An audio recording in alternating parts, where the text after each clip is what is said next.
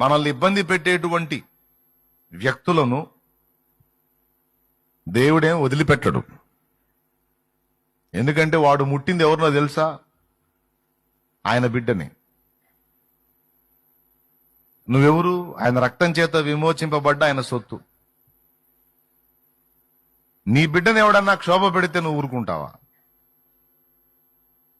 ఖచ్చితంగా నువ్వు ప్రతీకారం తీర్చుకుంటావుగా. ఆ మాట కూడా ఆయన చెప్పాడు. పగ తీర్చుట నా పని, నేనే ప్రతిఫలం ఇత్తును.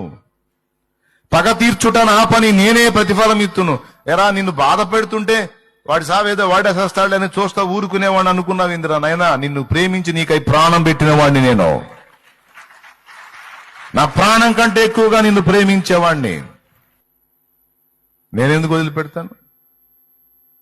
పగ తీర్చుట నా పని. పగ అంటే వాయిదా వేయబడిన కోపం.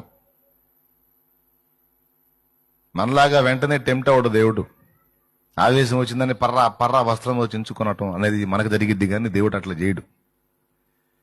దేవుడు ఏం చేశాడంటే కోపం వచ్చిద్ది, కానీ డేట్ పెడతాడు. అరే, నీవు తప్పు చేశావు, నా కోపం వచ్చింది బాగా, నిన్ను 2026 మే నెలలో తంతాను రా నిన్ను అన్నట్టు. దేవునికి స్తోత్రం. నేను 2026 జనవరిలో తప్పు చేస్తే జనవరిలో నిన్ను ఇబ్బంది పెడితే మేలో